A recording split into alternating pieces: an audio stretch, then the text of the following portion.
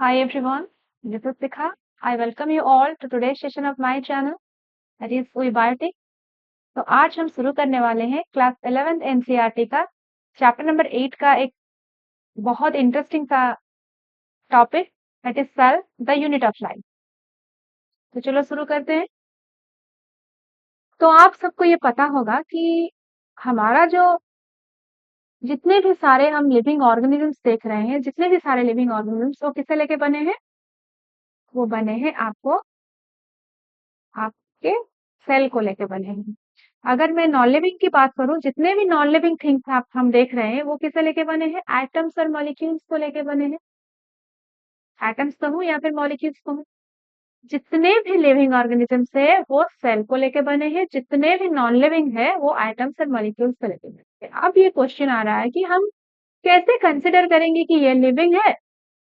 Suppose ये एक object है, ये ऑब्जेक्ट लिविंग है और ये ऑब्जेक्ट नॉन लिविंग है। सपोज ये लिविंग, ये नॉन लिविंग। हम कैसे कंसिडर करें कि ये एक लिविंग ऑब्जेक्ट है और ये एक नॉन लिविंग ऑब्जेक्ट है? सो लिविंग कैरेक्टरिस्टिक्स कुछ होते हैं और ये ऑब्जेक्ट अगर वो कैरेक्टरिस्टिक्स फॉलो करता है तो हम उसे कंसिडर करेंगे लिविंग। अगर वो ये कैरेक्टरिस्टिक फॉलो नहीं करता है तो हम उसे कंसिडर करेंगे नॉन लिविंग, राइट? तो क्या है वो कैरेक्टरिस्टिक? लिविंग कैरेक्टरिस्टिक क्या होता है कि ऑल द लिविंग ऑर्गेनिजम्स वो क्या करते हैं? वो खाना खाते हैं, राइट? वो खाना खाते हैं, फिर क्या करते हैं? रेस्पिरेशन करते हैं। रेस्पिरेशन करते हैं मतलब जो खाना उन्होंने खाया उसे तोड़ के उसे एनर्जी बनाते हैं और उस एनर्जी को यूटिलाइज करके बहुत सारे फंक्शंस करते हैं अपने बॉडी में। जैसे उनका ग्रोथ होता है, वो ग्रो करते हैं, वो मूवमेंट शो करते हैं, एक जगह से दूसरी जगह तक वो मूव करते हैं, अपने रेस को बढ़ाते हैं। अपने रेस को बढ़ाते हैं मतलब रिप्रोडक्शन करते हैं, खुद का रेस बढ़ाते हैं। फिर क्या करते हैं? वो एक्सटर्नल स्टिमुली को रेस्पॉन्स करते हैं। उन्हें अगर टच करो तो उन्हें फील होता है, ठीक है? कोई भी मतलब स्टिमुलस तुम बाहर से दो, उसे रेस्पॉन्स करते हैं। लाइट को रेस्पॉन्स करते हैं, हीट को रेस्पॉन्स करते हैं, आपका टच को रेस्पॉन्स करते हैं। So these are the all living characteristics. अगर कोई भी ऑर्गेनिज्म, ऑर्गेनिज्म मतलब वो जिंदा है। ऑर्गेनिज्म मैं अगर इस वर्ड यूज कर रहा हूँ, ऑर्गेनिज्म मतलब वो जिंदा ही है। अगर मैं थिंग यूज कर रहा हूँ दैट मीन्स वो नॉन लिविंग है, ठीक है? सॉरी। तो लिविंग कंसिडर करने के लिए हम, अगर मैं इस पेन की बात करूं, इस पेन को मैं लिविंग बोलूं या नॉन लिविंग बोलूं?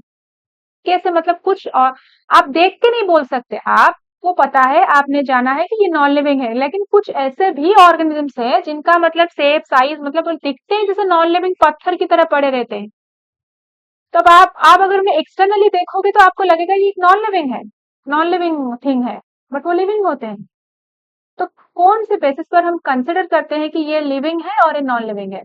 सो these are the characteristics that I told you right now. So what are the characteristics? वो खाना खाते हैं, वो अपने अंदर कुछ चीज लेते हैं जिसके अंदर एनर्जी होता है और अपने बॉडी के अंदर वो उस एनर्जी को क्या डिराइव करते हैं उस फूड से। उसे हम क्या कहते हैं? एनर्जी डिराइव करने की प्रोसेस को हम क्या कहते हैं? रेस्पिरेशन। एनर्जी बनता है, हम अपने बॉडी में वो एनर्जी बनाते हैं। एक्सटर्नल फूड लेते हैं, एक्सटर्नल फूड लेने के बाद वो क्या करते हैं? एनर्जी बनाते हैं अपने अंदर। या फिर ऐसा भी हो सकता है, अगर हम प्लांट्स की बात करें, वो क्या करते हैं? अपने अंदर कुछ लेते हैं क्या? कुछ मतलब कुछ फूड लेते हैं क्या? नहीं, वो क्या लेते हैं? एनर्जी का सोर्स से वो बनाते हैं, लाइक योर सनलाइट। सनलाइट को यूटिलाइज करके वो अपना मतलब फूड बनाते हैं और उस फूड को ब्रेक करके वो क्या करते हैं? एनर्जी डिराइव करते हैं। प्लांट क्या करता है? इनमें से जो भी मैंने कैरेक्टरिस्टिक बताया, वो खाना खाते हैं, लेकिन आप बोलोगे कि प्लांट तो मूवमेंट नहीं शो करता। ये जरूरी नहीं है कि इन हर हर वो शो करे, हर वो कैरेक्टरिस्टिक शो करे। प्लांट में मानते हो फिक्स्ड है, बट वो बाकी सब तो करता है ना। खाना खाता है, रेस्पिरेशन करता है, एक्सक्रीशन करता है, रिप्रोडक्शन करता है। एक प्लांट से दो प्लांट बन जाते हैं। अगर इस पेन को मैं एज इट इज ऐसे रख दूं, सालों भर रख दूं, क्या एक पेन से दो पेन बन जाएगा? नहीं। क्या सालों भर अगर इसमें ऐसे रख दूं, मैं जब तक उसे उठाकर दूसरी जगह पर नहीं लूंगा ये नहीं जाएगा। ये खाना खाता है? नहीं, नहीं खाना खाता है। ये ग्रो करता है, इसका हाइट बढ़ता है, विड्थ बढ़ता है, कुछ होता है क्या इस टाइप का? कुछ नहीं होता। तो this is can not be considered as a living organism. So living consider करने के लिए आपको जो मैंने बताया अभी अभी, आपको रेस्पिरेशन करना पड़ेगा, आपको डाइजेशन करना पड़ेगा, डाइजेशन, रेस्पिरेशन, आपका ग्रोथ होगा, आपका स्टिमुली को आप रेस्पॉन्स करेंगे। मैं अगर इस पेन को ऐसे ऐसे करूँ, कितने जोर से भी करूँ, इससे कुछ फर्क पड़ता है? इसे नीचे ऐसे पटक दूं, क्या उस फर्क, ये टूट जाएगा, पर इसे पेन होगा, इसे कुछ दर्द होगा या फिर कुछ महसूस होगा? नहीं होगा ना। अगर मैं आपको कुछ मतलब बोल दूं तो आपको मतलब बुरा लग लग जाएगा। मतलब फिजिकली कुछ करूं या ना करूं, कुछ बोल भी दूं तो आपको क्या बुरा लगेगा, क्योंकि आपने रेस्पॉन्स किया उस चीज को, जो मैंने बोला। आपके अगर मुंह पर मैं ऐसे टच लाइट मार दूं तो आप क्या करोगे? ऐसे मुंह मोड़ लेंगे आंखें बंद करके, आप रेस्पॉन्स कर रहे हैं स्टिमुली को। आपके ऊपर में अगर मतलब ठंड का मौसम है तो क्या आप करते हैं? आपका बॉडी रेस्पॉन्स करता है, ठंड ठंड को, गर्मी को, सब कुछ रेस्पॉन्स करता है। दैट मीन्स आप लिविंग हो। ठीक है।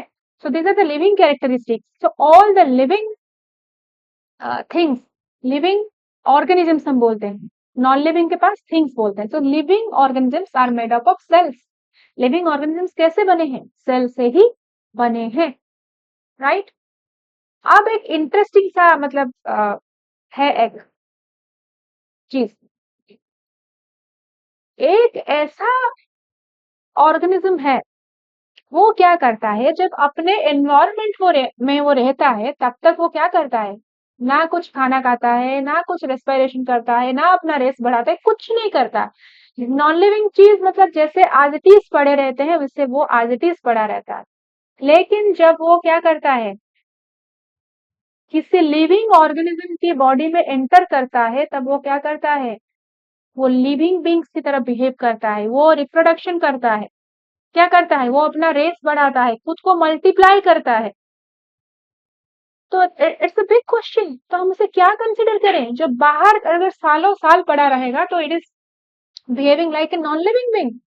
It's it's behaving like a non living thing. ये कुछ नहीं करता, ना ही खाना खाता, सालों साल ना ही खाना खाता है, ना ही उसे कोई एनर्जी की जरूरत होती है, ना ही वो अपना रेस आगे बढ़ाता है, ना ही स्टिमुली को रिस्पॉन्स करता है, कुछ नहीं करता है।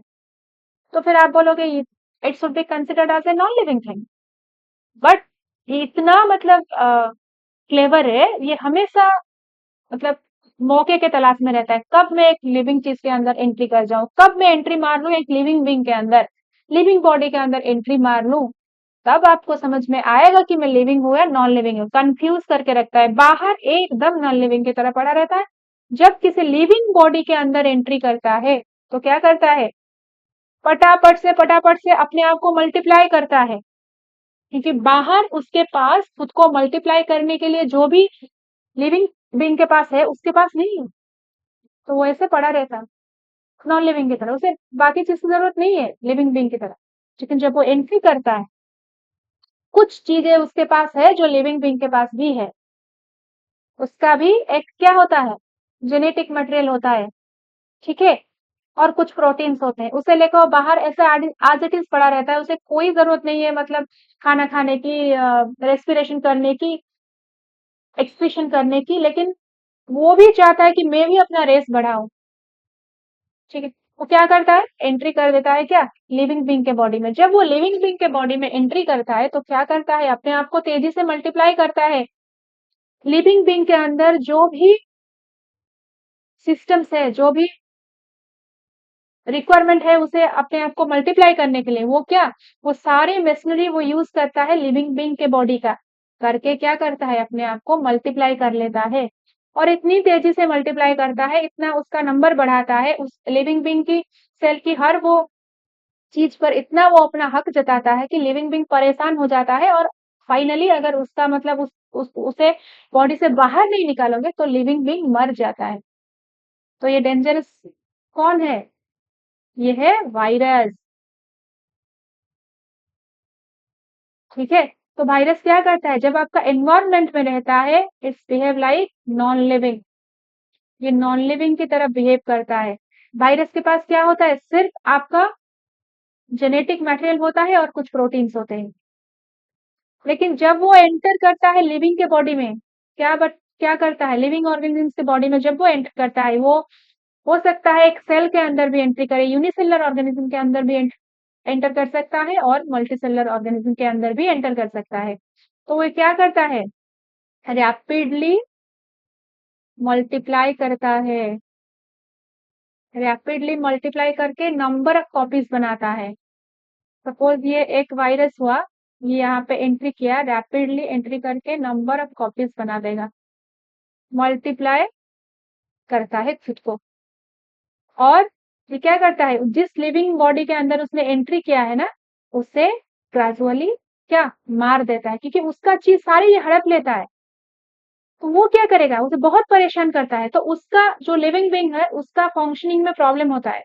तो क्या क्या करता है, अगर इस वायरस को आप किल नहीं करोगे तो क्या आप खुद, ये अगर पावरफुल निकला तो लिविंग बीइंग का डेथ हो जाता है। तो हम क्या इस मतलब पिकुलियर ऑर्गेनिज्म कह सकते हो, लिविंग कह सकते हो, नॉन लिविंग, तो क्या क्या कहोगे तुम उसे? इसके पास नॉन लिविंग कैरेक्टर्स भी है, ये सारे लिविंग कैरेक्टर्स नहीं दिखाता, लेकिन ये जब एंट्री करता है लिविंग के बॉडी में, ये क्या करता है, अपने आप को मल्टीप्लाई कर देता है। ना ही तुम उसे लिविंग कंसिडर कर सकते हो, ना ही तुम उसे नॉन लिविंग कंसिडर कर सकते हो। तो ये क्या है, it's a connective link between living and non living. तो वायरस क्या होता है, virus is a connective link between living and non living. ठीक है, तो अब हम क्या, कितना समझ में आया? तो अब हम क्या समझे कि all the living organisms are made up of,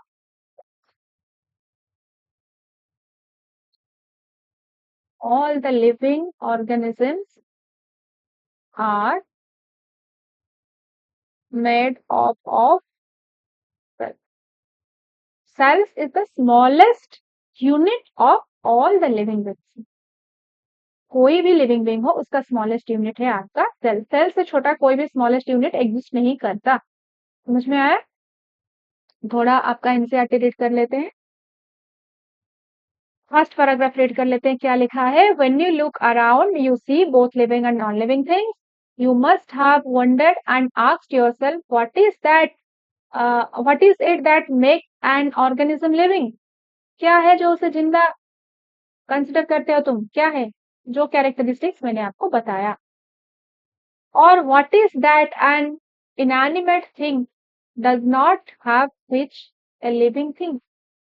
The answer to this is the presence of basic unit of life. The cell is in all living organisms. ठीक है, all organism are compose of cells. जितने भी organisms है, living organisms, वो किससे लेके बने हैं, सेल को लेके बने हैं। Some are compose of single cell. कुछ ऑर्गेनिज्म सिंगल सेल से बने हैं, जैसे आपका अमोइबा हुआ, बैक्टीरिया हुआ, आपका पैरामीशियम हुआ, ऐसे मिलियंस ऑफ क्या है, यूनिसेलुलर ऑर्गेनिजम्स है। हम देख नहीं पाते क्योंकि दे आर माइक्रोस्कोपिक। ठीक है, आप उसे नेकेड आई में नहीं देख सकते, उसे देखने के लिए आपको माइक्रोस्कोप की जरूरत होगा। तो आप कैसे देखोगे? आपको लगता है कि यूनिसेलुलर ऑर्गेनिज्म बहुत कम होता है, जैसे नेग्लिजिबल होते हैं, लेकिन वो असल में वो उनका मतलब नंबर सबसे ज्यादा होता है।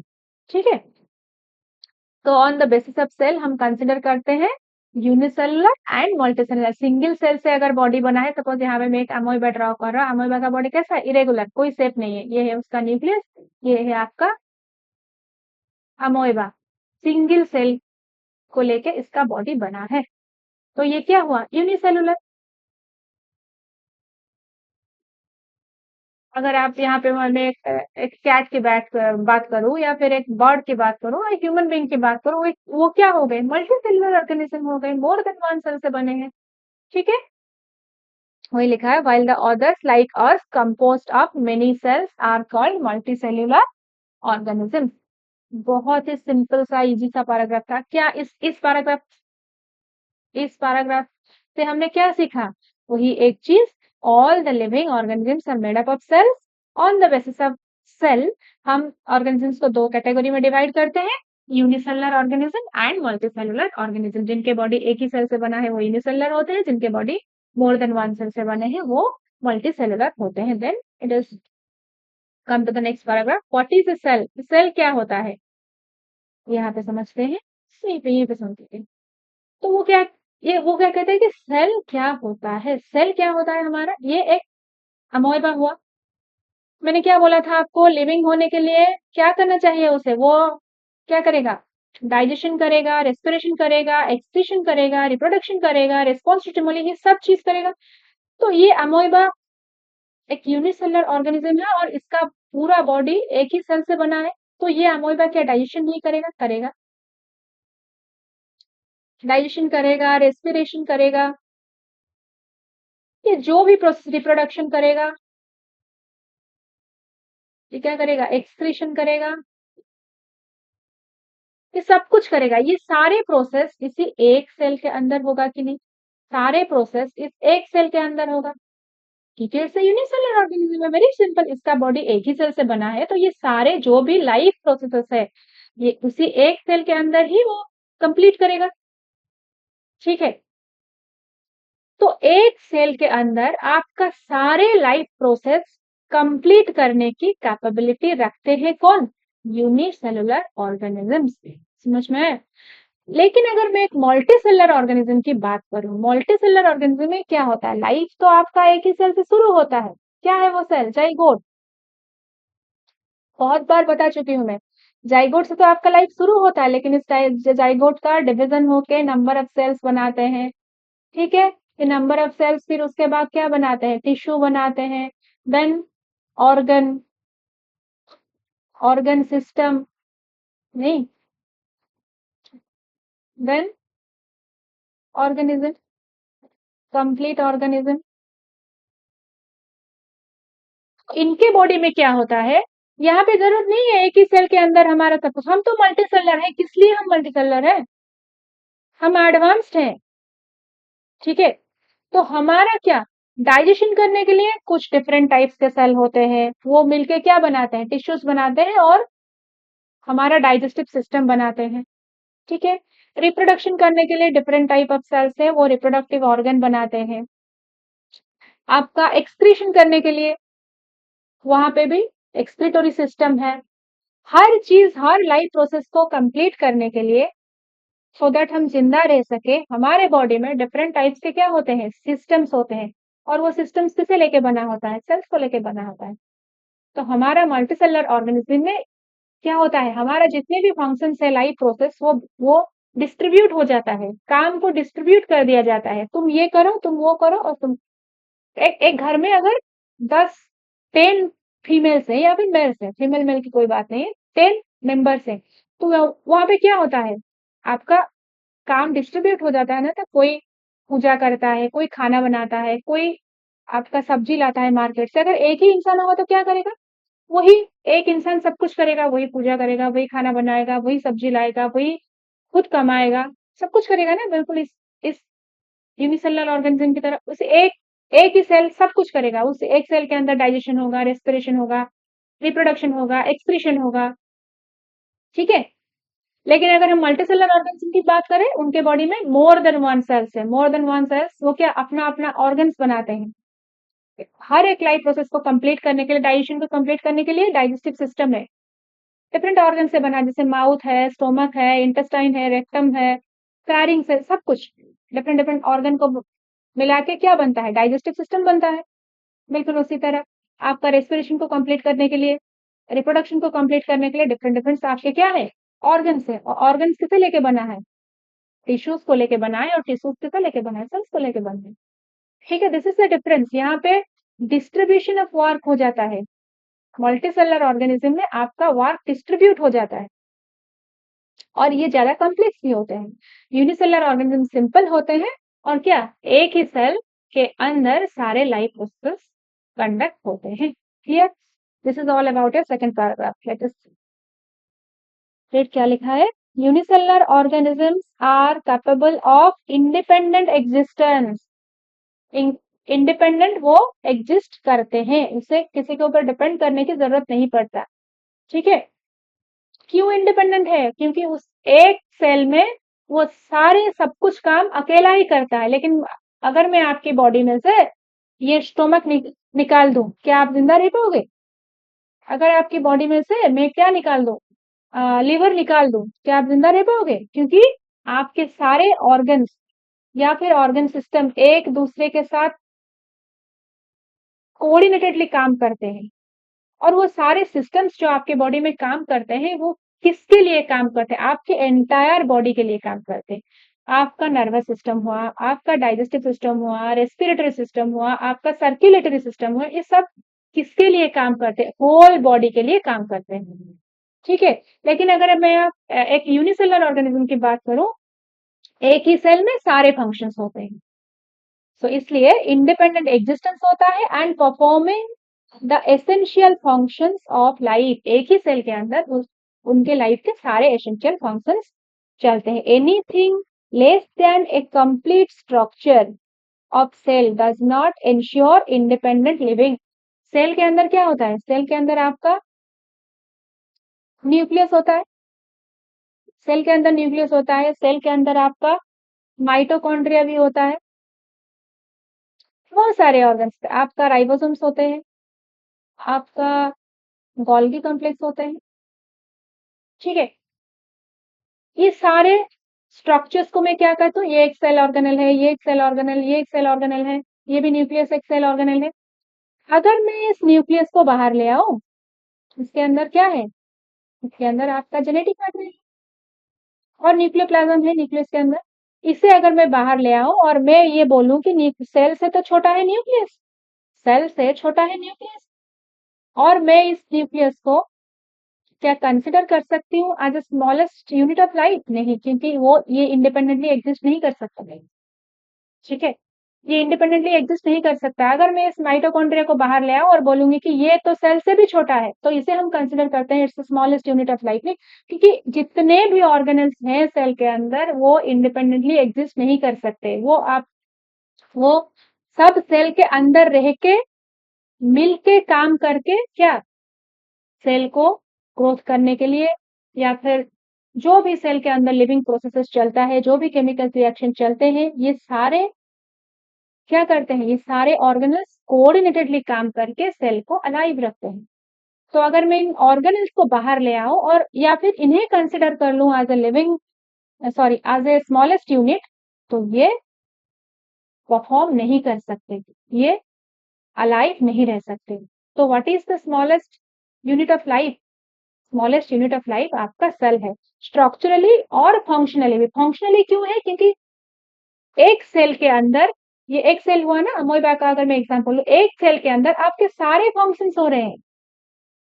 सेल से अगर कोई छोटा यूनिट में लो तो वो हम कंसिडर नहीं कर सकते, क्योंकि उसके अंदर सारे फंक्शंस नहीं हो सकते। न्यूक्लियस के अंदर क्या आपका हो सकता है? डाइजेशन, रेस्पिरेशन, रिप्रोडक्शन हो सकता है? नहीं।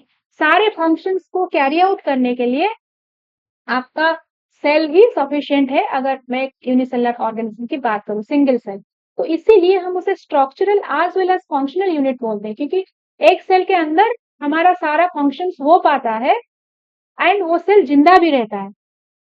लेकिन मैं अगर बात करूं कि सेल को क्यों कंसिडर करूं, मैं न्यूक्लियस को कंसिडर करूंगी एज स्मॉलेस्ट यूनिट, क्योंकि उसमें क्या है? न्यूक्लियस के अंदर आपका जीन है। जीन ही तो एक्सप्रेस होके मतलब सारे प्रोटीन्स बनाता है और सारे काम करता है। तो मैं इसे कंसिडर करती हूँ एज ए स्मॉलेस्ट यूनिट। अगर खाली न्यूक्लियस को मैं बाहर ले आऊं तो वो न्यूक्लियस एग्जिस्ट नहीं कर सकता, वो जिंदा नहीं रह सकता, उसका परफॉर्म नहीं कर सकता। वो परफॉर्म करने के लिए उन्हें सेल के अंदर रहना जरूरी है। सेल मेम्ब्रेन के अंदर साइटोप्लाज्म, साइटोप्लाज्म में ही बहुत सारे क्या होते हैं? आपका जो केमिकल रिएक्शंस होते हैं ये साइटोप्लाज्म के अंदर होते हैं। सेल मेम्ब्रेन के अंदर जो जेली लाइक सब्सटेंस होता है जिसे हम साइटोप्लाज्म कहते हैं, उसी के अंदर ये सारे फंक्शंस होते हैं। तो सेल से छोटा कोई भी यूनिट एग्जिस्ट नहीं कर पाएगा इंडिविजुअली, राइट? तो इसलिए हम सेल को ही कंसिडर करते हैं as a smallest structural as well as functional. Structurally तो है, सेल से लेकर टिश्यू, टिश्यू से ऑर्गन, ऑर्गन सिस्टम, ऐसे फाइनली ऑर्गेनिज्म तो बनता है। ये स्ट्रक्चरली हो गया। फंक्शनली भी सेल स्मॉलेस्ट यूनिट है, क्योंकि सेल के अंदर ही सारे आपका क्या होता है? लाइफ प्रोसेसेस परफॉर्म किया जाता है। Clear? Sorry. Hence, cell is the fundamental, structural and functional unit of living organisms. आपको अगर कोई पूछेगा कि why cell is considered as the structural and functional unit, why? Yes. तो हम क्या आंसर देंगे कि सेल से अगर हम न्यूक्लियस को बाहर निकाल दे, न्यूक्लियस को अगर हम बाहर निकाल दे तो क्या होगा? सेल इंडिविजुअली एग्जिस्ट नहीं कर पाएंगे। ठीक है, ये सब कोऑर्डिनेटेडली सारे सेल ऑर्गेनल्स कोऑर्डिनेटेडली मिलके काम करते हैं। वेयर, कहाँ पर इनके सारे रिएक्शंस होते हैं? ये जो साइटोप्लाज्म है यहाँ पे होता है। तो cytoplasm is arena of the cell, जहाँ पे वो अपना काम परफॉर्म करते हैं सारे सेल ऑर्गेनल्स। समझ में आया? जस्ट,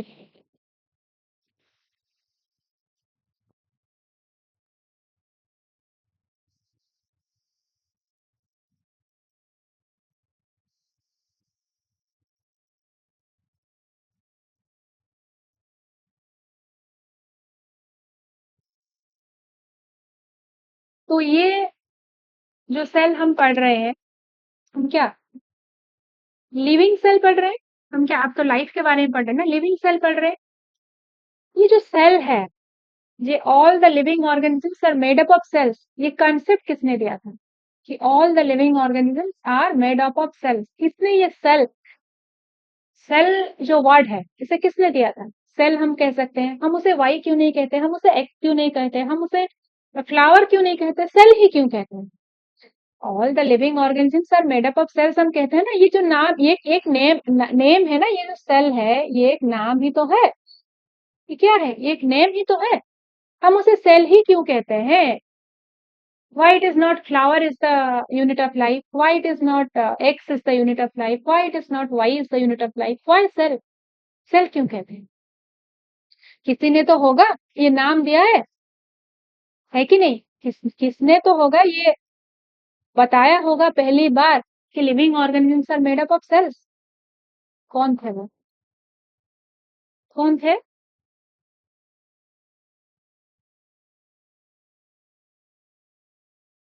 रॉबर्ट हुक ही थे, जिन्होंने क्या किया था? रॉबर्ट हुक नाम के आपका एक साइंटिस्ट थे, जिन्होंने क्या किया था? सॉरी, रॉबर्ट हुक नाम का आपका ये साइंटिस्ट है, जिन्होंने लगभग 1665 में क्या क्या किया था? एक कॉर्क लिया था। ये एक आपका कॉर्क हुआ। कॉर्क क्या है पता है? प्लांट के जो बार्क होते हैं, डेड बार्क, उसे हम यूज करते हैं अ, कोई भी चीज को, मतलब कोई भी बटल के ऊपर हम लगाते हैं कवर करने के लिए। ठीक है, उसे हम कार्क कहते हैं। तो एक प्लांट पार्ट है और एक डेड पार्ट है। प्लांट का एक डेड पार्ट है कार्क। ठीक है, तो ये रॉबर्ट हुक ने क्या किया, लगभग 1665 में ये कॉर्क का एक पतला सा स्लाइस लिया। कॉर्क था एक उनके पास, उसने क्या किया, उस कॉर्क का एक पतला सा स्लाइस लिया और उसे एक माइक्रोस्कोप के नीचे रखा।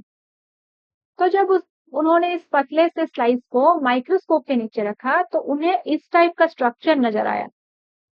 मतलब ऐसे चैम्बर लाइक स्ट्रक्चर, ऐसे चैम्बर लाइक स्ट्रक्चर उन्हें नजर आया। किसके नीचे? माइक्रोस्कोप के नीचे। तो उन्होंने देखा, अरे भाई ये तो चैम्बर की तरह दिख रहा है। ठीक है, ये तो चैम्बर चैम्बर रूम्स की तरह दिख रहा है ना, चैम्बर्स की तरह दिख रहा है। तो चलो मैं उसे नाम लेते दे हूँ क्या, सेल। तो उनके टाइम पे क्या बोलते हैं, जहां वो मंक्स रहते हैं, मोनेस्ट्री में जो मंक्स रहते हैं उनके मतलब चैम्बर्स को क्या क्या बोलते थे? उनके चैम्बर्स को बोलते थे सेल, सेल्यूला, सेल बोलते थे। तो ये चैम्बर की तरह नजर आए, इसलिए उन्होंने क्या नाम कर दिया उसका, इन्होंने नाम दे दिया सेल। तब से हम क्या सेल ही मानते हैं। लेकिन ये जो रॉबर्ट हुक थे, ये एक इंग्लिश साइंटिस्ट है। इन्होंने क्या किया, जो भी लिविंग पार्ट को, जो भी प्लांट की पार्ट को इन्होंने माइक्रोस्कोप के नीचे देखा था और उन्होंने ऑब्जर्व किया कि मैं जो देख रहा हूँ वो मुझे हनीकॉम्ब लाइक स्ट्रक्चर दिख रहा है। चैम्बर चैम्बर चैम्बर, ऐसे हनीकॉम्ब देखा है ना आप? ऐसे चैम्बर चैम्बर नहीं दिखते? ये चैम्बर चैम्बर दिख रहा है। और उनके टाइम पे क्या अ, वो जो मॉन्क्स होते हैं उनकी क्वार्टर्स को सेल कहते थे। तो इन्होंने नाम दे दिया, उनकी चैम्बर्स की तरह दिख रहा है तो हम उन्होंने नाम दे दिया सेल। पर ये क्या थे, कौन से सेल? ये सेल थे डेड सेल। ये जो ऑब्जर्व किए थे, इन्होंने क्या ऑब्जर्व किया था, ये डेड सेल था, वो ये जिंदा सेल नहीं था। तो रॉबर्ट हुक ने क्या ऑब्जर्व किया था? Dead cell. बहुत इंपॉर्टेंट, बच्चे यहीं पे गलती कर रहे थे। और एक साइंटिस्ट थे जिन्होंने living cell for the first time microscope के नीचे देखा था, लेकिन रॉबर्ट हुक ने पहले ये सेल का कंसेप्ट किया था, पर इन्होंने क्या देखा था? डेड सेल, और वो भी एक प्लांट के कर्क का सेल होता है। सो क्या ऑब्जर्व किया? Observe tiny honeycomb like structure from cork and name the structure as cell. Cell means small rooms of mud. He observed dead cells under the microscope. ये माइक्रोस्कोप भी उन्होंने बनाया था, उसके नीचे जब उन्होंने ये माइक्रोस्कोप बनाया था उसके नीचे वो देखे, तब माइक्रोस्कोप इतने एडवांस नहीं थे। ये सेल के बारे में हम जो भी डिस्कस करेंगे, जो भी पढ़ेंगे, ये सब डिपेंड करता है माइक्रोस्कोप के इवोल्यूशन के ऊपर। अगर हम जो भी आप यूज करते हैं स्कूल में, वो क्या है? वो सिंपल और कंपाउंड माइक्रोस्कोप होता है, लेकिन ये जो सेलुलर लेवल पे डिटेल में जो स्टडी होती है सेल की, एक एक ऑर्गेनेल्स की, आपकी न्यूक्लियस की, आपकी जेनेटिक मटेरियल की, उन सबको स्टडी करने के लिए क्या आपको किस माइक्रोस्कोप की जरूरत है? इलेक्ट्रॉन माइक्रोस्कोप की जरूरत है। सिंपल और कंपाउंड में आपको विजिबल नहीं होगी। तो ये सेल का जो भी रिसर्च आगे होता गया, इट साइमल्टेनियसली किसके ऊपर डिपेंड करता था? माइक्रोस्कोप की इवोल्यूशन के ऊपर डिपेंड करता था। धीरे धीरे माइक्रोस्कोप ज्यादा पावरफुल माइक्रोस्कोप बनते गए, और हमारा सेल का स्ट्रक्चर क्या, सेल का मतलब जो भी हम एक्सपेरिमेंट कर रहे थे उसके अंदर जो भी चीज है, क्या नहीं, कैसे होता है, इस सबको हम अच्छे से समझने के लिए, ऑब्जर्व करने के लिए हमें एक पावरफुल माइक्रोस्कोप की जरूरत पड़ती है। तो सेल का इवोल्यूशन माइक्रोस्कोप के इवोल्यूशन के साथ ही आगे बढ़ता गया। ठीक है, तो पहला जो साइंटिस्ट है जिन्होंने कहा कि सेल बोला था, आज तक हम उन्हें सेल ही मानते आ रहे हैं। सेल क्या है? वो जो देखे, जो वो डेड सेल कॉर्क का पतला सा स्लाइस लेके माइक्रोस्कोप के नीचे देखे, उन्हें नजर आया कैसे? ऐसे मॉन्क के स्ट्रक्चर की तरह। मोनेस्ट्री में जो मॉन्क रहते हैं उनका मतलब, सॉरी, मॉन्क के स्ट्रक्चर बोल दिया, उनका रूम जैसे दिखता है, उनका चैम्बर जैसे दिखता है, वैसे उनके चैम्बर्स की तरह नजर आया। उस चैम्बर को उनके लैंग्वेज में सेल कहते हैं। तो इन्होंने नाम दे दिया, मैंने क्या देखा? मैंने सेल देखा। उन्होंने क्या नाम दिया? सेल देखा। ठीक है, और उन्होंने फॉर द फर्स्ट टाइम बोला था कि living organisms are made up of cells. पर उन्होंने देखा था क्या? उन्होंने डेड सेल देखा था, राइट? फिर उसके बाद, फिर उसके उनके बाद यहाँ पे देखो, Antony von Anton von Leeuwenhoek for the first saw the what? Living cell, saw and described a live cell. Live cell मतलब living cell। ठीक है, एंटोनी वन लीवेनहुक ने क्या किया? वो कुछ पॉन्ड के कुछ फ्यू ड्रॉप्स ऑफ वाटर लाए, उसे माइक्रोस्कोप के नीचे देखा। उस पॉन्ड वाटर में उन्हें बहुत सारे क्या मूविंग ऑर्गेनिजम्स नजर आए, कुछ मूव कर रहे उन्हें नजर आया। तो इन्होंने ये बोला था कि ये है क्या? Living cell. For the first time Antonie van Leeuwenhoek ने क्या देखा था? लिविंग सेल को डिस्क्राइब किया था। पॉन्ड वाटर को जब उन्होंने एक ड्रॉप को, फ्यू ड्रॉप को उन्होंने माइक्रोस्कोप के नीचे देखा, तो उन्होंने क्या देखा? उन्हें ऐसे लिविंग ऑर्गेनिजम्स, मोटाइल ऑर्गेनिजम्स नजर आए। अरे ये तो मूव कर रहे हैं, ये क्या है? लिविंग सेल्स है। बट उनसे पहले क्या? रॉबर्ट हुक डेड सेल देख चुके थे। ठीक है, फिर उसके बाद रॉबर्ट ब्राउन क्या किया? न्यूक्लियस को देखा। सेल के अंदर जो न्यूक्लियस अब हम पढ़ रहे हैं, Robert brown for the first time इन्होंने क्या किया था? डिस्कवर किया था कि सेल के अंदर एक स्ट्रक्चर मिलता है, मेम्ब्रेन बाउंड स्ट्रक्चर। वो सेंट्रली मतलब major part of the cell होता है, जिसे हम क्या कहते हैं? न्यूक्लियस कहते हैं। For the first time Robert brown discovered nucleus. वो सेंट्रली भी हो सकता है, पेरिफेरल भी हो सकता है। ठीक है, the invention of microscope and its improvement leading to the electron microscope reveals all the structural details of the cell, जो मैंने आपको अभी अभी बताया। ठीक है, इलेक्ट्रॉन माइक्रोस्कोप, जब जब माइक्रोस्कोप की मतलब पावर बढ़ती गई, तो हमें चीजें और क्लियरली नजर आए कि क्या है इसके अंदर, सेल के अंदर, न्यूक्लियस के अंदर, और क्या होता है। कॉन्टिन्यूसली साइंटिस्ट ने इसे ऑब्जर्व किया। ऑब्जर्व करने के बाद क्या एक थ्योरी दिया कि हाँ, सेल यही होता है, सेल के अंदर ये सब होता है। तो अब लिविंग जो भी ऑर्गेनिजम्स है वो फाइनली हमने कंक्लूड किया कि this are made up of cells. ठीक है, तो इस थ्योरी के बारे में हम पढ़ते हैं। ये जो सेल थ्योरी है किसने दिया था? पहले आपका 1838 में मैथियास सेल्डेन, यहाँ से पढ़ लेते हैं फिर तो आपका ये पहला साइंटिस्ट है क्या? Matthias Schleiden 1838। आपका मतलब आप कैसे याद रखोगे? ये बॉटनिस्ट थे। मेथी क्या है? मेथी आपका एक मतलब प्लांट होता है ना, इस मेथी से याद रख लेना, मेथी एक प्लांट होता है। और मैथियास सेल्डन ने क्या बोला? All plants are made of cells. Theodor Schwann और मैथियास सेल्डन ना आपको मतलब कंफ्यूज हो जाएंगे कि मैथियास सेल्डन ने क्या बोला था और थियोडोर स्वान ने क्या बोला था। मैथियास सेल्डन, जब आपका मेथी वर्ड आएगा तो याद कर लेना, मेथी एक प्लांट पार्ट है, प्लांट है। तो मेथी ने क्या बोला? मेथी ने बोला कि all plants are made up of cells. खत्म। वो एक जर्मन बॉटनिस्ट थे। फिर उसके बाद कब इन्होंने बोला? 1838 में। बोला मतलब क्या? इन्होंने भी तगड़ा रिसर्च किया होगा। रिसर्च करने के बाद ये अपना स्टेटमेंट दिए, अपना कंक्लूजन बोल रहे हैं, ऑब्जर्वेशन बोल रहे हैं कि मैंने ऑब्जर्व किया और मैंने ये ऑब्जर्व किया कि all plants are made up of different type of cells. ठीक है, फिर लगभग उसी टाइम के आसपास थियोडर स्वान, स्वान मतलब ये स्पेलिंग तो अलग है लेकिन स्वान क्या है? एक एनिमल है ना, स्वान एक एनिमल है। तो स्वान ने क्या बोला 1839 में कि ऑल द स्वान थे क्या? जूलॉजिस्ट थे।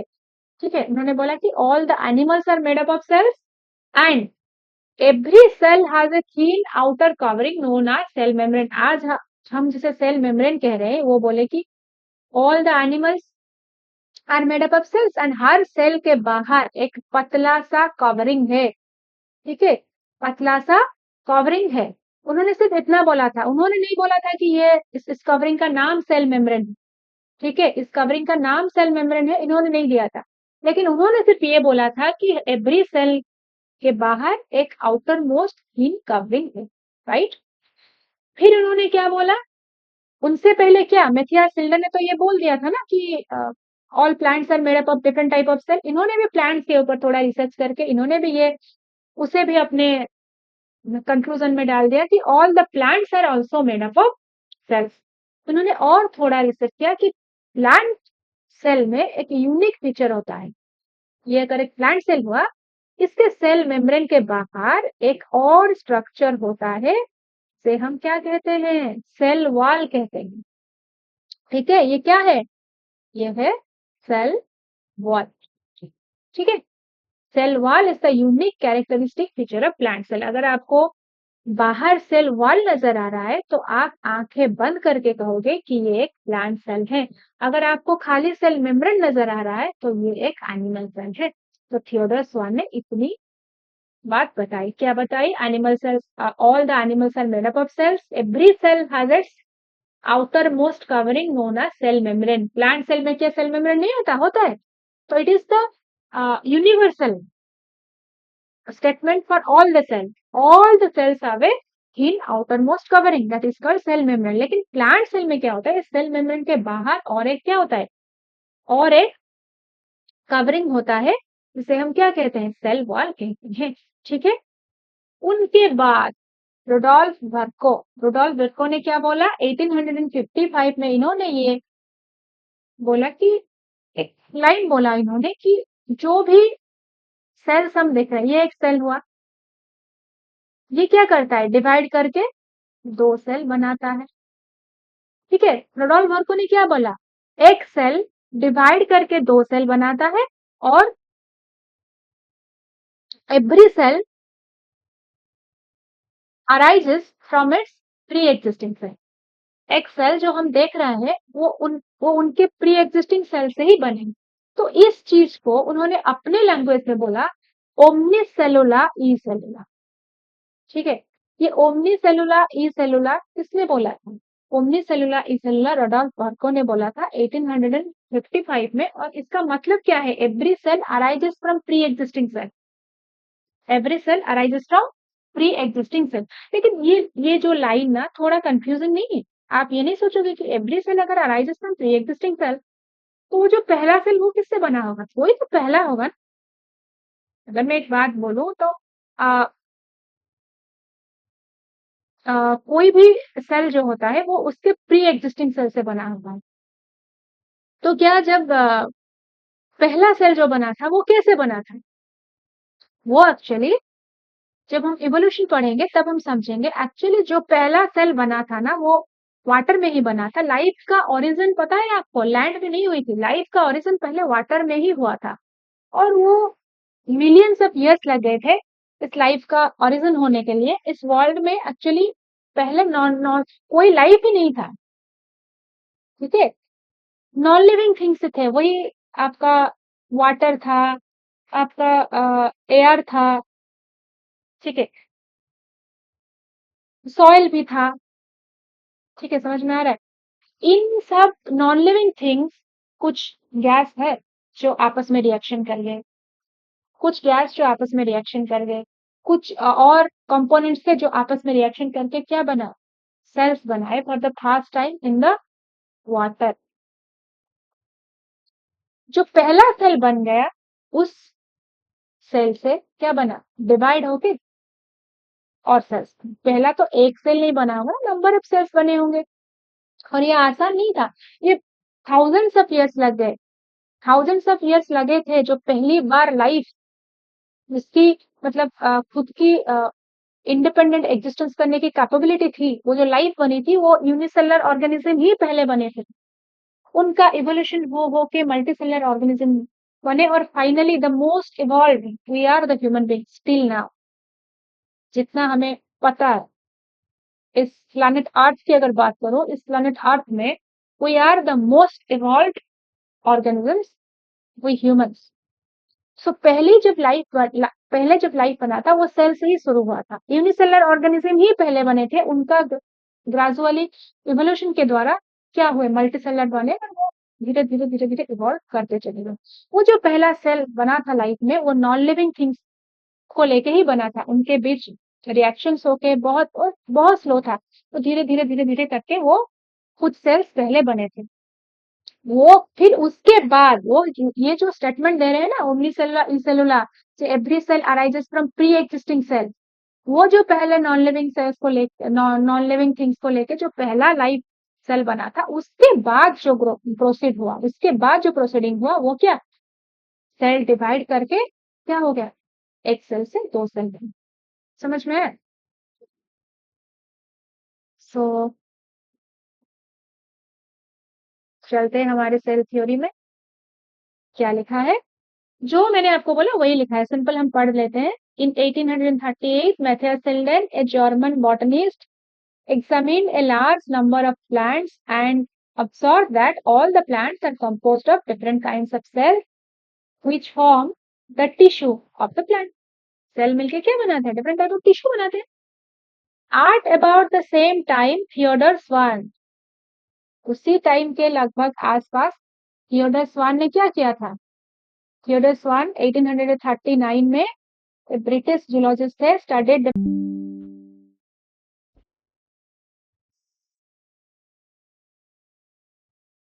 studied different type of animals and reported that cell has a thin outer layer।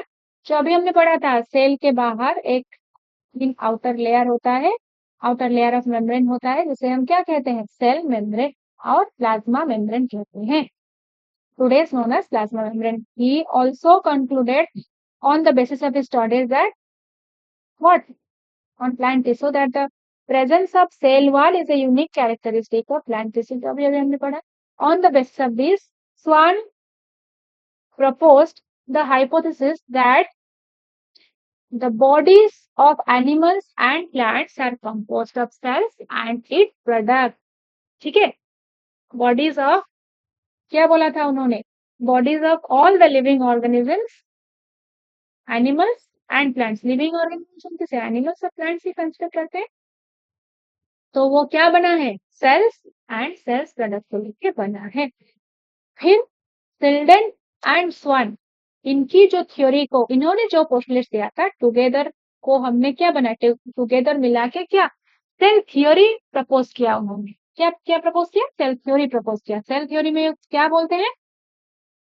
All the animals are made up of plant and all the, sorry मैं क्या गलत बोल दिया, all the animals are made up of cells and all the plants are made up of sales.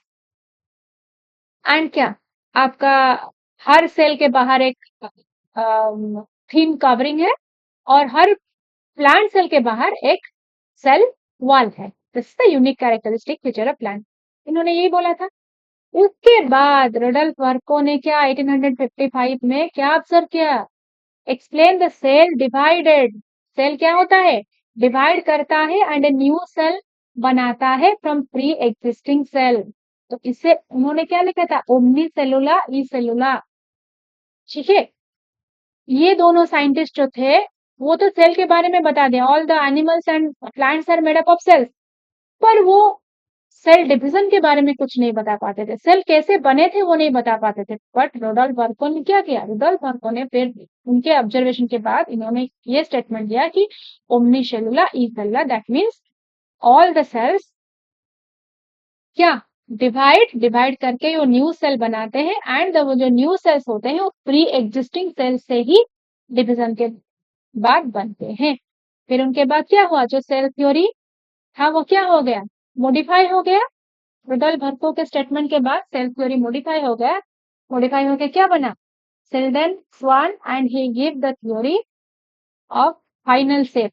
The cell theory ऐसे क्या दिया? All the living organisms are composed of cells and the product all the cells arises from pre existing cell. This is all about the cell theory आज for your NCERT 11th level. ये cell theory detail में पढ़ने की आपको कोई जरूरत नहीं है, इतना इज मोर देन सफिशिएंट। तो अब हम सेल थ्योरी पढ़ के अब हमने क्या समझा? अब तक हमने यही समझा कि एनिमल सेल्स और प्लांट सेल्स के बाहर एक थिन मेम्ब्रेन होता है जिसे हम क्या कहते हैं? प्लाज्मा मेम्ब्रेन कहते हैं। ठीक है, प्लाज्मा मेम्ब्रेन कहते हैं। ये क्या होता है? एनिमल सेल है। वैसे प्लाज्मा मेम्ब्रेन अगर एक प्लांट सेल में बोलूं तो इसमें क्या होगा? प्लाज्मा मेम्ब्रेन तो है, उसके बाहर एक क्या होगा?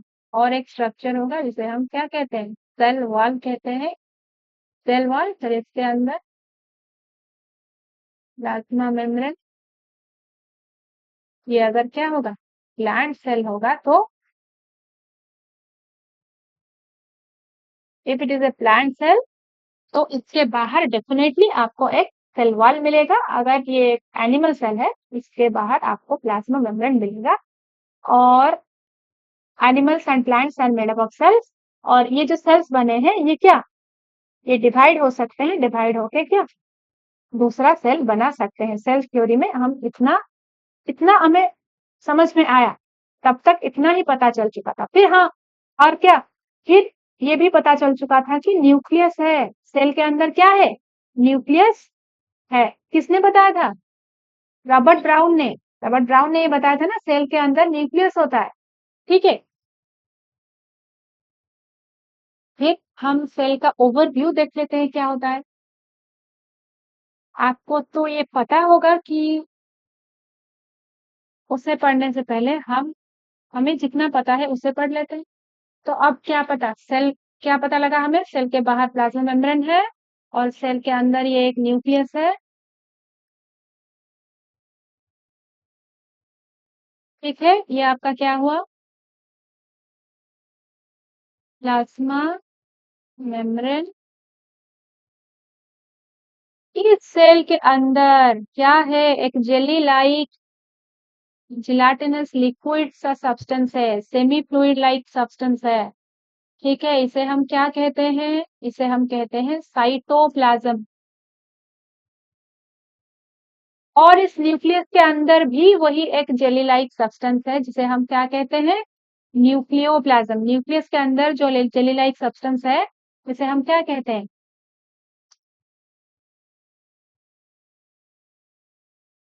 न्यूक्लियोप्लाज्म। और इसे क्या कहते हैं? साइटोप्लाज्म। इस न्यूक्लियोप्लाज्म और साइटोप्लाज्म को मिला के हम क्या कहेंगे? प्रोटोप्लाज्म। न्यूक्लियोप्लाज्म को एनपी लिख रहा हूं, प्लस साइटोप्लाज्म को साइटो, मिला के क्या बोलेंगे? प्रोटो। बहुत सारे बच्चों को ये नहीं पता होता what is the difference between cytoplasm and protoplasm. इस न्यूक्लियोप्लाज्म को अगर मैं इस साइटोप्लाज्म के साथ बोलूं तो क्या बोलूं? मैं प्रोटोप्लाज्म बोलूं।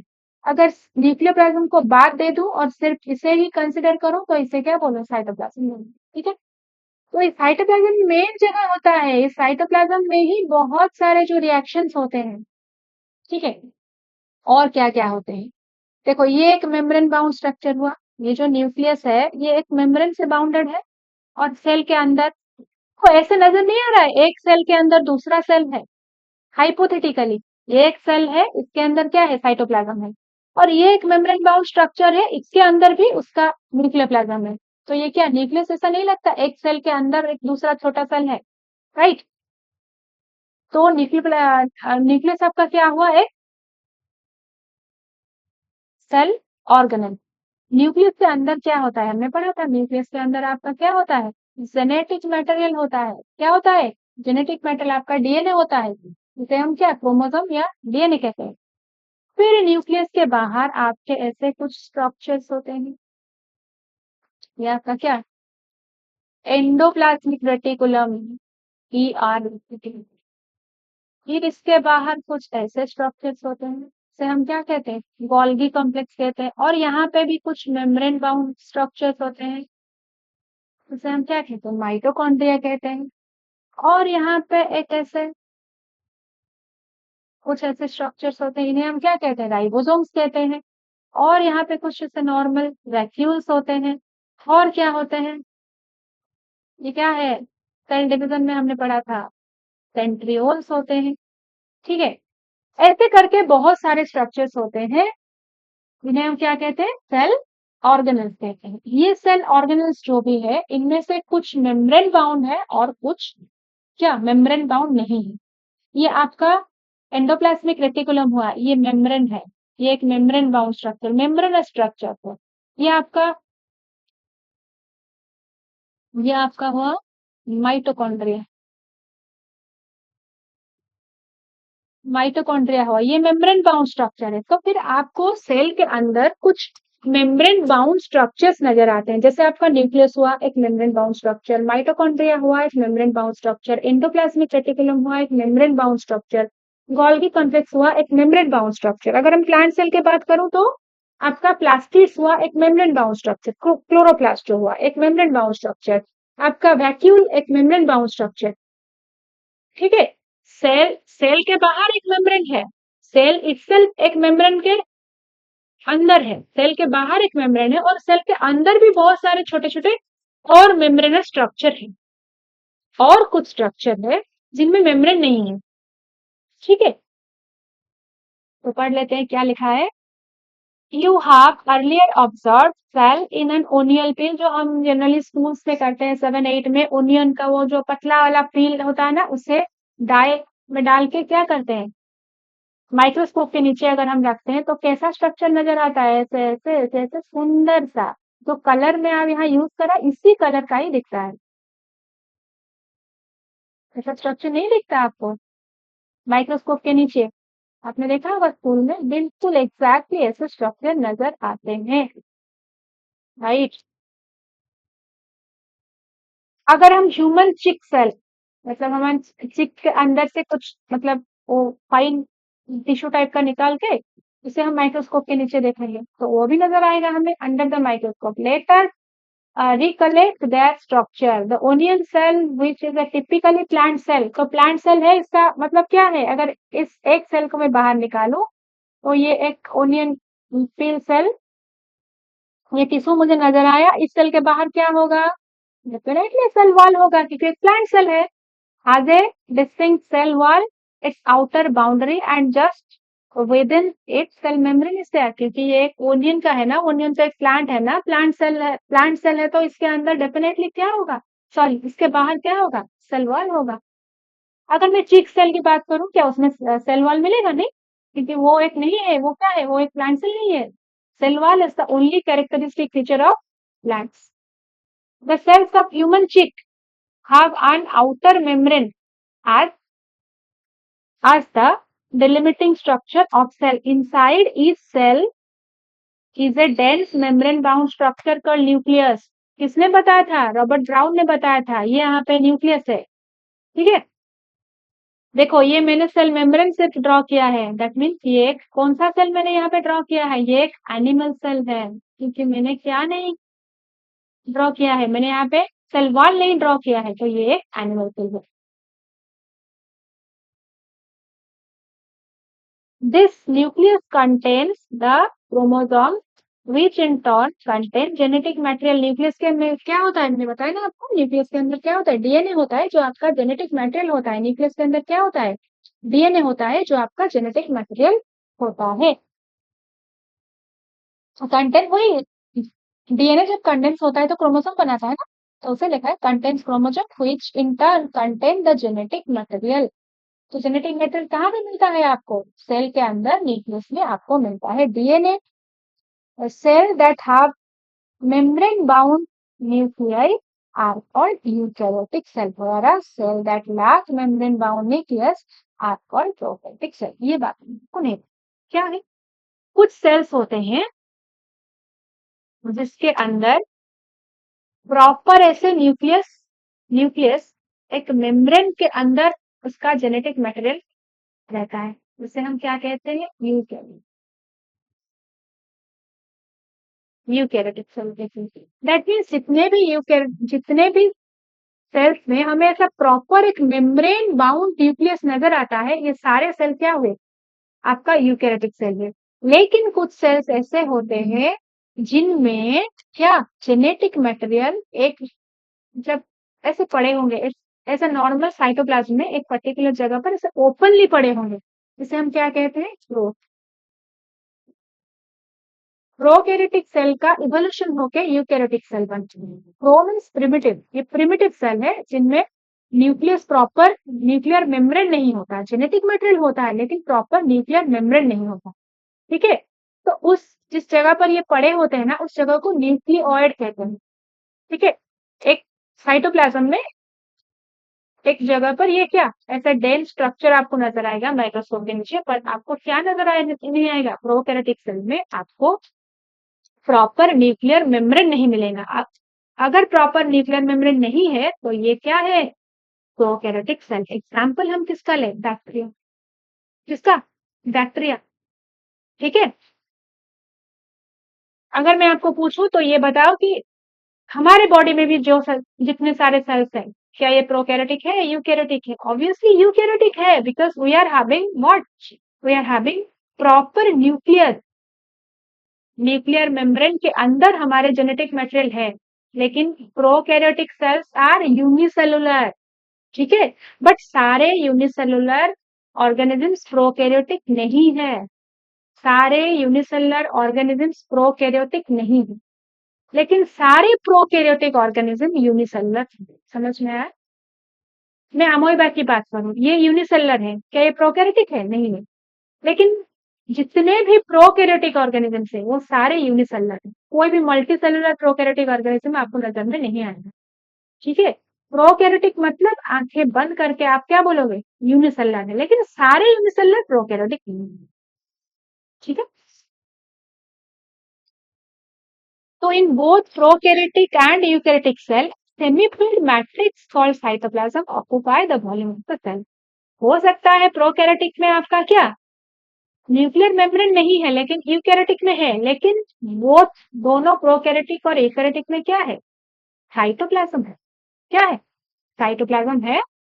और the cytoplasm is the main arena of cellular activities both the plant and animal cells। Cytoplasm is the main area जहां पे क्या परफॉर्म करते हैं सेल के जो ऑर्गेन्स होते हैं, वो क्या अपना अपना काम करते हैं, अपना अपना क्या फंक्शन को परफॉर्म करते हैं, कहाँ पे, साइटोप्लाज्म में परफॉर्म करते हैं।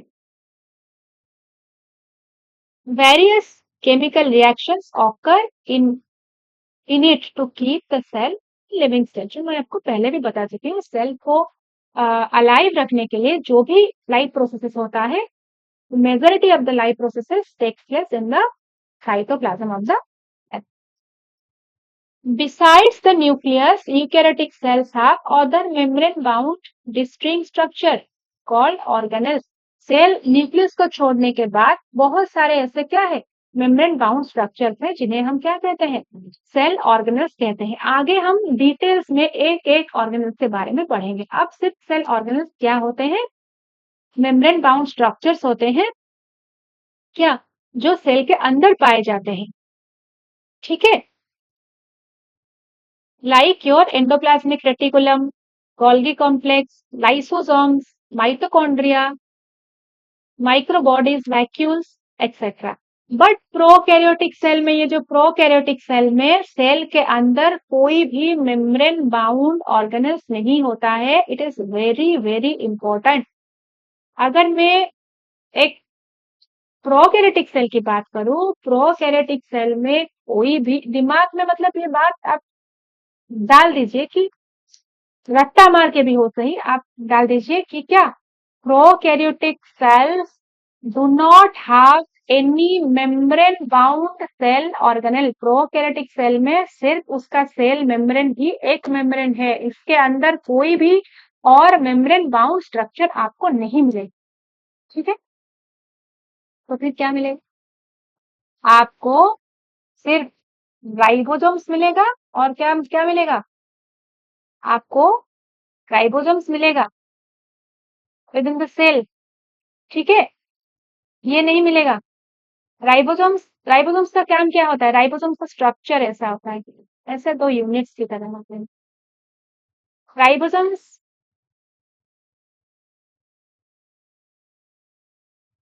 Made up of RNA plus protein.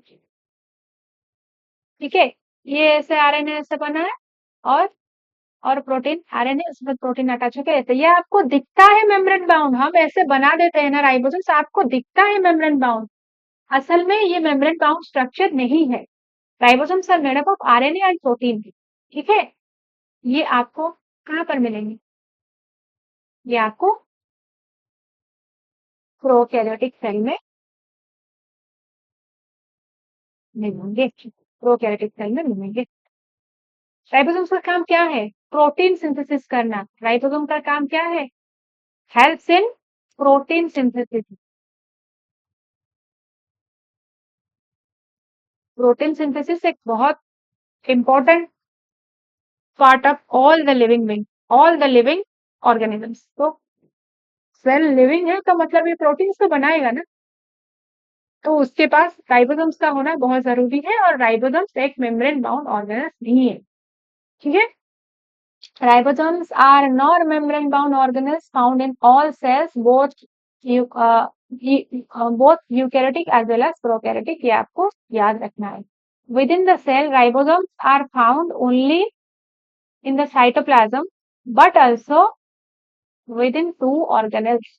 Ribosomes आपको साइटोप्लाज्म में भी मिल सकते हैं, और कहाँ पे, क्लोरोप्लास्ट और माइटोकॉन्ड्रिया में भी मिल सकते हैं। ठीक है, आपका क्लोरोप्लास्ट और माइटोकॉन्ड्रिया, ये दो क्या हुए, ये दो सेल ऑर्गेनल्स है, इसके अंदर भी आपको राइबोसोम्स मिल सकते हैं। क्यों, क्योंकि ये जो क्लोरोप्लास्ट और माइटोकॉन्ड्रिया है, हम ये मानते हैं कि ये भी एक जमाने में क्या थे, प्रोकैरियोटिक सेल ही थे। उन्होंने यूकैरियोटिक सेल के अंदर आके क्या रिसाइड करके वो अपना फंक्शन कर रहे हैं।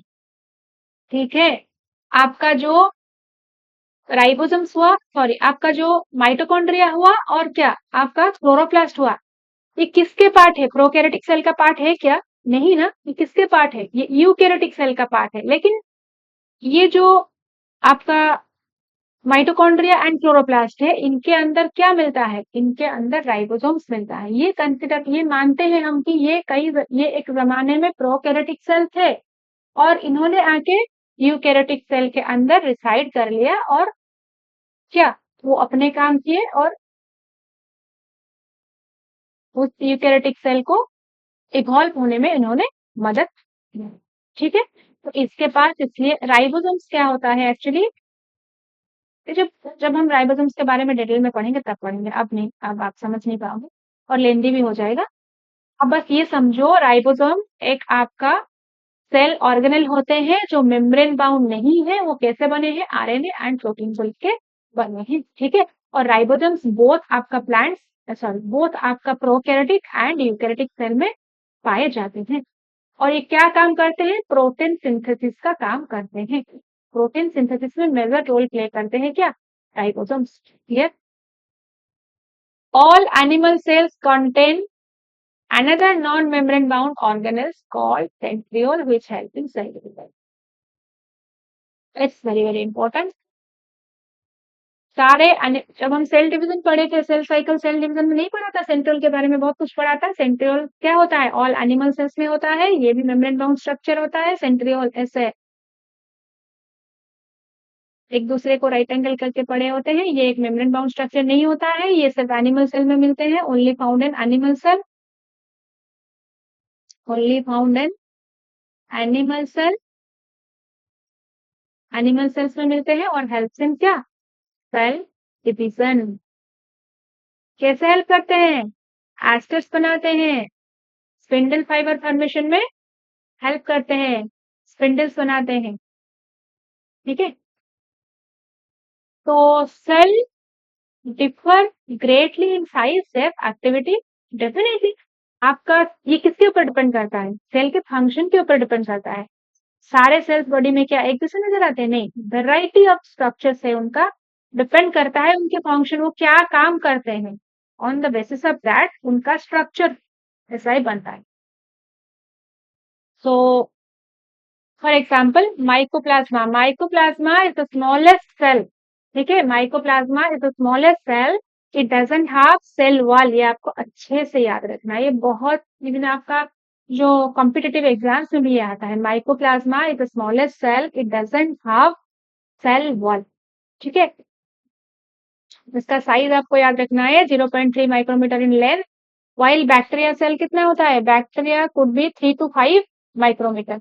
Then the largest cell is the ostrich egg is the largest cell among multinucleated organism. multinucleated मैंने बोल दिया, multicellular organism की अगर मैं बात करूं तो ostrich egg is the largest cell होता है। ठीक है, mycoplasma is the unicellular organism, इसमें क्या नहीं होता? इसमें सेल वॉल नहीं होता, and it is the smallest unicellular organ.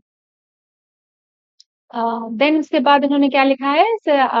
Human RBC cell is about 7.0 micrometer in diameter. Nerve cell is the longest cell. Large और लॉन्ग का डिफरेंस समझते हो ना? लॉन्ग मतलब लंबा, nerve cells are the longest cell. 1 meter 2 meter तक लंबाई होती है किसकी? नर्व सेल की, दैट इज न्यूरॉन्स की। ठीक है, न्यूरॉन्स की लेंथ कितना? 1-2 मीटर तक भी लंबा हो सकता है। It is the longest cell and the largest cell is the ostrich egg is the largest cell and the smallest animal cell क्या होता है? स्मॉलेस्ट एनिमल सेल माइकोप्लाज्मा होता है, राइट। एंड योर अगर हम इस आरबीसी की बात करें, आरबीसी जब मैच्योर हो जाता है उसके अंदर क्या होता है? ये अन्यूक्लिएटेड हो जाता है, न्यूक्लियस नहीं होता है।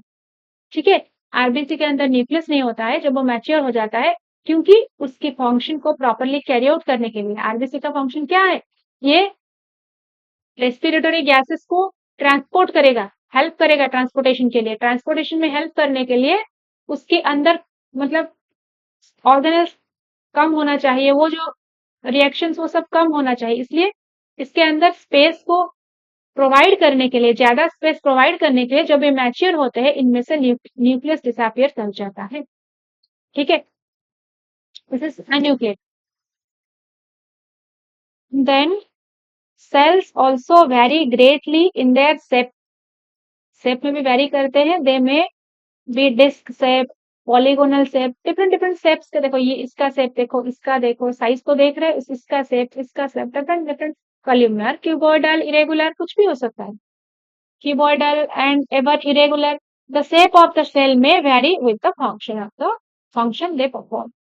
ठीक है, तो आपका सेल का साइज और शेप वेरी करता है on the basis of their function, वो क्या काम करते हैं उसके अकॉर्डिंग उसका शेप, साइज और इंटरनल स्ट्रक्चर में भी थोड़ा बहुत चेंजेस होता है। समझ में आया आज हमने क्या पढ़ा? तो आज के लिए बस इतना ही, फिर नेक्स्ट क्लास में हम प्रोकैरियोटिक सेल के बारे में पढ़ेंगे। अगर आपको कोई भी चीज समझ में नहीं आया तो आप मुझे कमेंट सेक्शन में बोल सकते हो, मैं आपका हर क्वेरी को सॉल्व करने की कोशिश करूंगी। जो भी एनसीईआरटी में लिया हुआ एक एक लाइन मैंने आपको अच्छे से समझाया है, तो आई होप आपको क्लियरली समझ में आया होगा। Thank you so much. फिर हम नेक्स्ट क्लास में प्रोकैरियोटिक सेल स्टार्ट करेंगे। तब के लिए bye, take care, thank you.